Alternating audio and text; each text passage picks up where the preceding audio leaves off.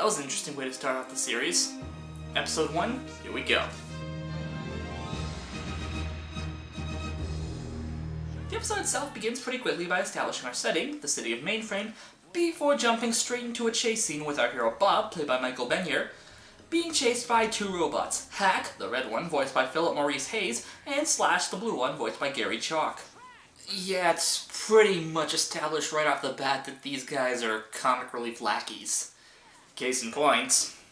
I don't think so.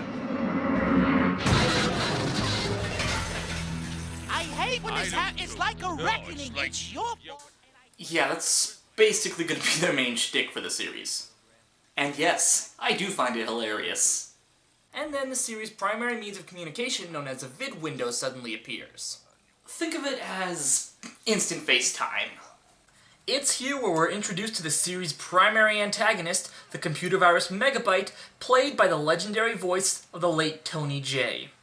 He claims that all he wants from Bob is a favor, and that his apparent lack of cooperation will only make things worse for his friends. Think about it. We then cut to what I assume is Bob's apartment, and then we get a little wake-up montage, which includes a few chuckle-worthy gags, before we're introduced to the token 90s kid Enzo Matrix, voiced by Jesse Moss, claiming that something terrible has happened to his sister's diner. When he arrives, we're introduced to a few more series regulars, Enzo's pet dog Frisket, and his older sister Dot, voiced by Kathleen Barr, as well as the classic French stereotype Cecil, voiced by Michael Donovan. What? Just a little favor, huh? Maybe you should do it if it means we can stay online. They drop some exposition about Bob being the new guy in the city, something that will be slightly retconned once that other season comes around, and how problematic Megabyte apparently is. Together, and when it comes to Megabyte, the answer is always no. Hear, hear! Unfortunately, the exposition is interrupted by the three most iconic words in this series. Warning, incoming game. Warning, incoming game. Yeah, for those of you who are unfamiliar with the series, one of its main staples is that at seemingly random points in the episode, the sky will go dark and then a giant cube of purple energy will land on a random Mainframe neighborhood. And any civilians that are caught in the cube once it lands are basically stuck there until the game ends in either victory or defeat. So Bob flies off to try and help any civilians, or as they're referred to in this series, sprites and binomes. Unfortunately, Megabyte's kind of like the mob boss of Mainframe, and orders his troops to prevent Bob from entering the game before it touches down. Sometime later, we hear the 5 words that ReBoot fans will always dread hearing. I hope. Game over. User wins. Game over. User wins. And as the GameCube flies off, it's revealed that the whole neighborhood has been nullified. They drop some short exposition that can be summed up like this. If the user ever wins a game, the entire sector where the cube dropped will go offline, and any binomes or sprites that were inside will be nullified. Basically, they turn into a barely sentient pile of colored goo. You'll see more of it as the series progresses. Enzo and Dot then ask a dejected Bob to go visit the system administrator and resident Asian stereotype Fong, also voiced by Michael Donovan, who, after playing some Pong, yes, I'm serious, drops some more exposition further introducing Megabyte. Megabyte, my advice is to stay away from him. The command comm has tried to erase him at every upgrade, but he's a very clever virus. Yeah, I'm finding that out. He has bad file servers in almost every sector. And then Fong warns Bob to tread carefully around Megabyte. Advice Bob then completely ignores, flying off to Megabyte's lair, known as the Silicone Tour. Megabyte quickly reveals to Bob that he has a giant and quite dangerous entity known as a tear that he once turned into a portal.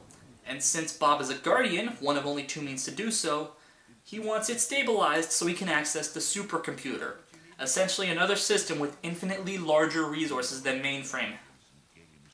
To give it context, Mainframe is Brooklyn, the supercomputer is Manhattan.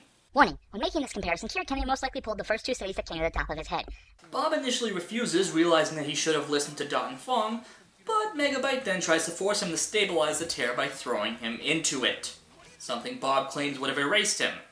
Bob quickly uses his Deus Ex Machina key tool, known as Glitch, to temporarily stabilize the portal in order to save himself, and then destabilizes it as soon as Megabyte pulls him out. Suddenly, Hack and Slash appear with Dot, who's revealed to have flown off to the tour after she and Fong realize Bob's plan. Or lack thereof. Thanks to the momentary distraction, Bob is able to knock over a computer, inside a computer, try wrapping your head around that, which further destabilizes the tear, causing it to erase several of Megabyte's soldiers, while Bob and Dot try to run off. Megabyte quickly orders the tear be sealed again, and then chases after the two sprites. He manages to catch up with him, as another GameCube conveniently lands on the tour. I say conveniently because in the earlier scene where Megabyte's explaining why he needs Bob, he says there are two things that can stabilize a tear into a portal.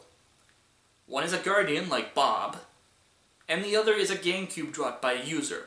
He simply asked Bob because it was the easier way to go. Once the game loads up, Bob, Dot, and several other binomes who'd followed them to try and help decide to access the game's data and reboot. Basically, every single binome or sprite has a little badge called an icon that contains all their code, kind of like their DNA. When they're in a game, if they were to double tap that icon and say reboot, they would temporarily download the game's data into their code so they can take part and not turn into sentient goo. After our heroes grab the game data, Megabyte infects the user and flies off to find the portal. Since this game is basically supposed to be Star Fox or Rogue Squadron, our heroes enter their ships and fly off after the virus. They chase Megabyte into an asteroid field, where a few binomes are quickly taken out, and they follow Megabyte down to an ice planet where the portal is located.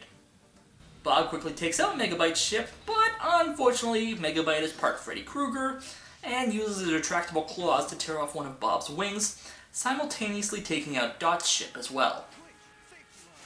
Bob manages to use Glitch to save himself, and while Dot unwittingly distracts Megabyte, ziplines into the portal, ending the game and destabilizing the tear again. Angry, Megabyte prepares to attack Dot, but is stopped when the tear turns back into a portal. Bob steps out and reveals that he picked up a few commands from the supercomputer to not only remove the tear, but make Bob and Dot disappear. Thinking they'd been sent back to the diner, Megabyte quickly leaves, but then Bob reveals that they were just stealth commands. And then the episode ends with Bob telling Enzo and Dot about the supercomputer. I'll say it again, the tearing was definitely an interesting start to the series. For one thing, and I'll say this now just to avoid saying it every episode, the animation is phenomenal and still stands up pretty damn well after 20 years. Yeah, this episode originally aired in 1994. Jesus, I feel old. There was a little bit of exposition to start shaping the world, quickly introducing concepts like nullification, GameCubes, Guardians, and rebooting, with room for expansion as the series progresses. But that's the thing. This is just the first episode out of 48. The writers have nothing but time to flesh out the universe and introduce more characters. Like, say, another virus and mainframe? But I'll get more into that next time when we take a look at episode 2, Racing the Clock.